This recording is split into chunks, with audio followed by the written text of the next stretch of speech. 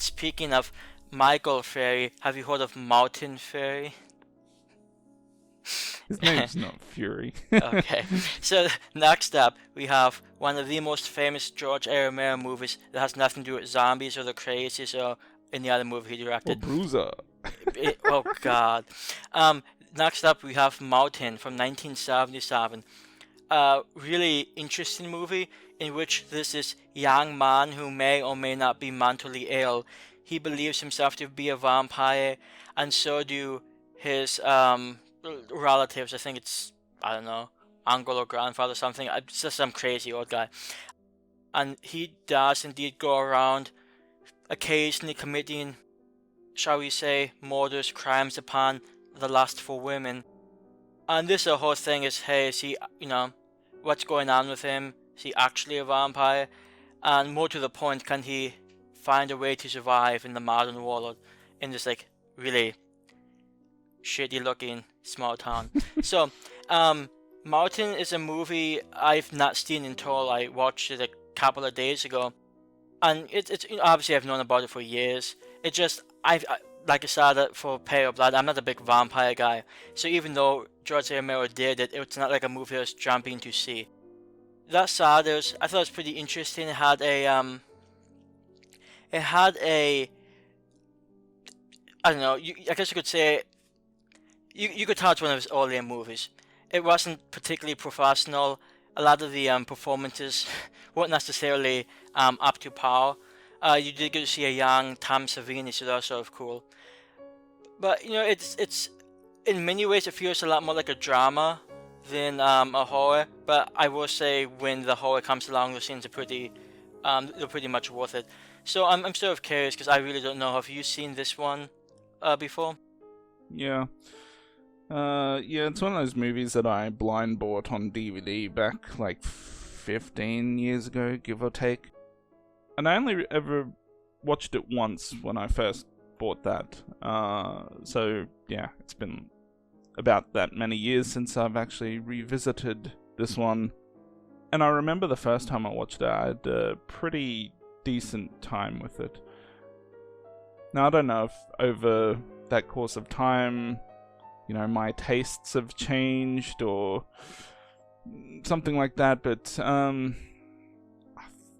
just felt like I was expecting a little bit more from it this next time around, and yeah, maybe since that time I don't know, maybe I just don't like vampire movies, or I like them even less now than I did before, but I just don't like, it just doesn't feel like it's a movie that was made for my tastes, I guess, because I can see why people tend to like this movie. Like I can see what people can value in it. It's just not, the things that happen in this movie. It's just not my type of movie.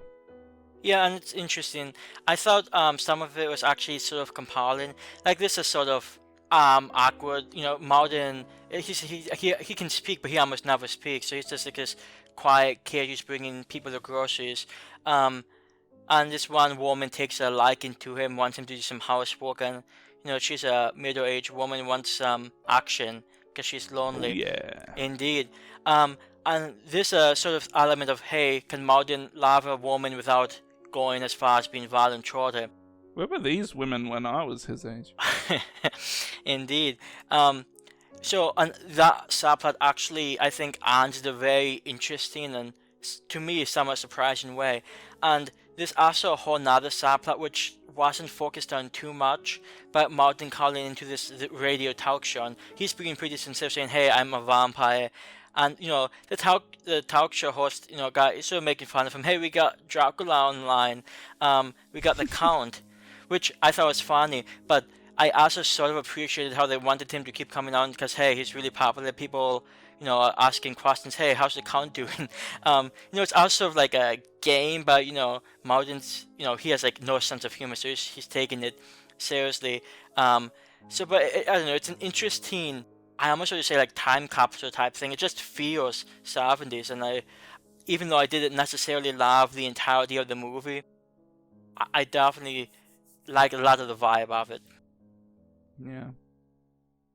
I like the conclusion, but it's not enough to want me to really revisit just to get to that small moment.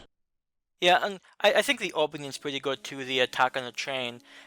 Mainly because, I mean, I have no idea what it's like in Australia, but people don't generally travel by train in the US anymore. And I don't know, it just seems like such a, I would just say inconvenient, but just so strange, when I'm watching movies and people just on trains, like, it's like just bizarre.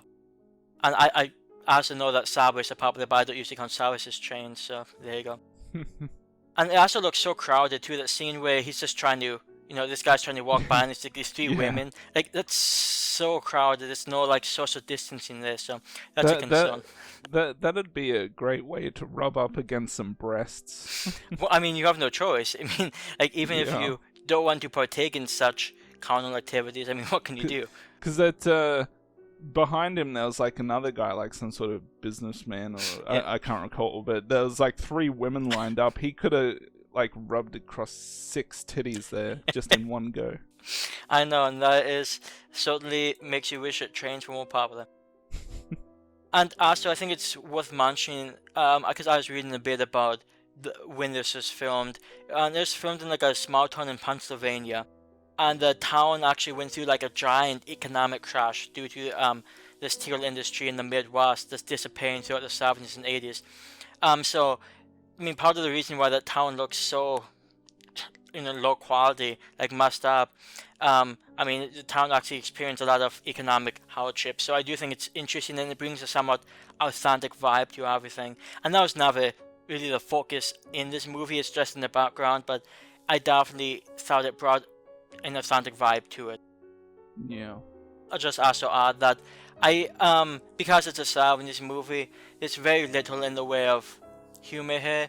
It's almost a depressing movie in some ways, very somber, almost like I wouldn't say slice of life, but in some ways it does even feel like there's an ongoing plot.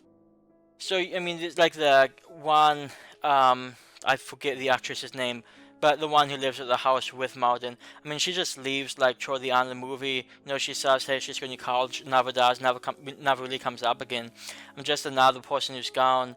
And I think it's interesting too. The ending was extraordinarily.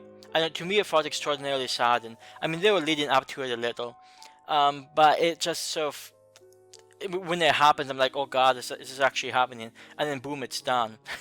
Which Mm. that's not a negative or positive. I just thought it was interesting.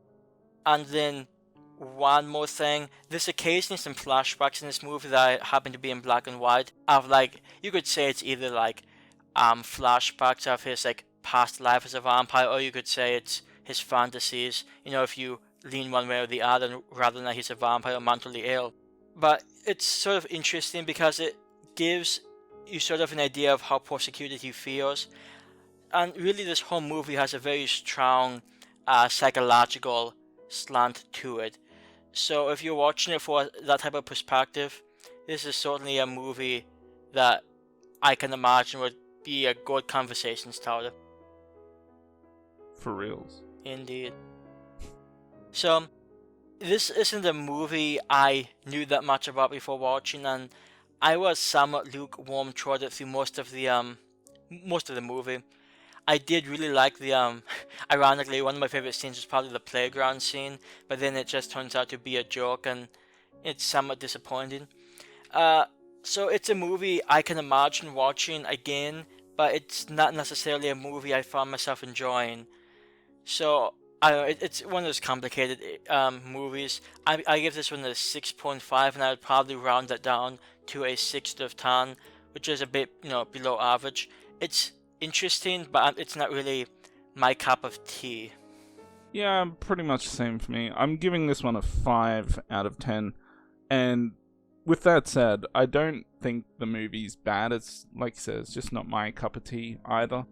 I mean, it's a vampire movie, so it already has that barrier for me to get around. And then on top of that, it's a bit of a slower movie, more of a character-driven movie, and vampire character is not necessarily something that I want to really get invested in.